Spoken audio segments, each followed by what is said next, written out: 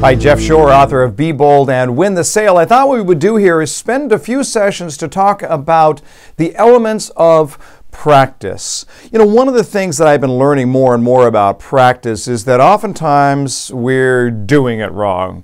You know, I've been golfing for, 30 years now, and I know that when I go out there to get to the driving range, I think it's practice, but is it really practice?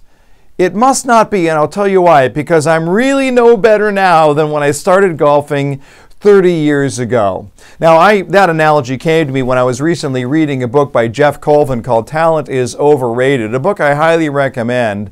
And in that book, he deals with the development of talent, and he talks extensively about practice and about how practice works. And one of the key elements of practice, and I've read this over and over again from any number of different researchers, is that if we want to practice effectively, it's going to be based on repetition. Why?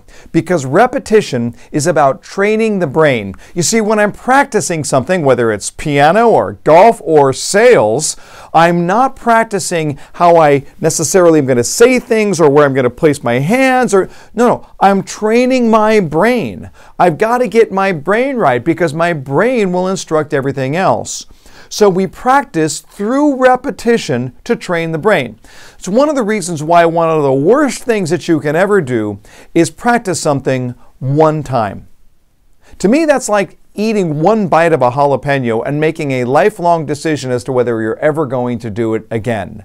You take a bite of a jalapeno pepper, your brain is going to say, ouch. You actually activate pain sensors in your brain. Your brain says, ouch. Now, what's the number one job of the brain? It's to keep us alive, right? So your brain is going to say, don't do that again. Anytime that you practice something one time, you're going to assess it. Your brain is going to say, ouch, that hurt, and then it's going to tell you, don't do it again. So effective brain training is about repetition. It's about doing something over and over and over and over and over again. The destination called mastery is on a road called repetition, and there's no other way to get there. There's no shortcut on that road. Burn that into your brain. Repeat, repeat, and repeat some more. Repetition is the key to effective practice. Practice is the key to an effective sales presentation. An effective sales presentation is the key to changing someone's world.